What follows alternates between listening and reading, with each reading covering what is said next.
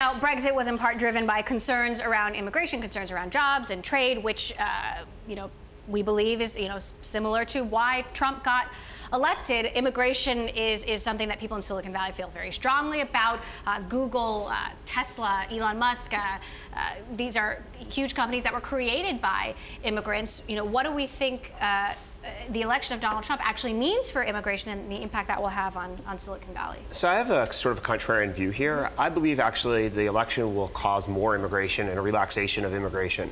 So if you go back about a decade ago, there was a lot of consensus in DC to increase the amount of skilled immigration to the United States. So allow anybody who has like a PhD, anybody who has a technical degree to immigrate pretty freely from all around the world here.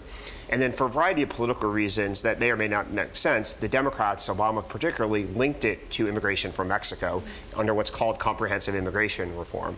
And I think what you're going to see is those two policies resplit back apart. And so the Republicans in Congress will pass bills that allow people who have skilled degrees to immigrate freely to the United States.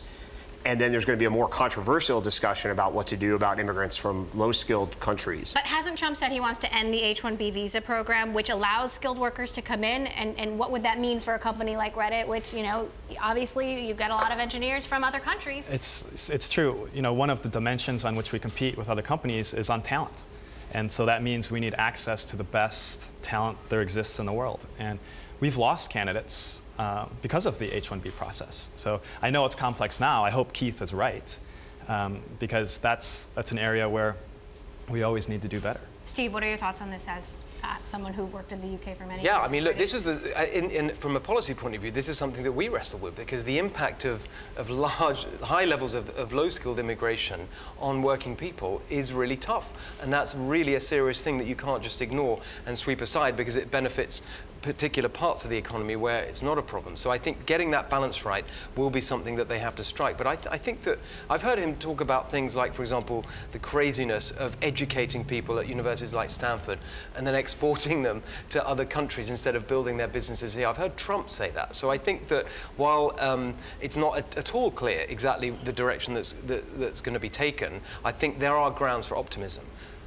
So I also think that we're going to rebuild data models. I think we need to use new signals to get better predictions. So I think if you only use telephone calls and express content, expressive views, you're going to wind up, or explicit views, you're going to wind up with poor models, particularly ones that are biased against conservative candidates, which is what we've seen internationally for the last decade.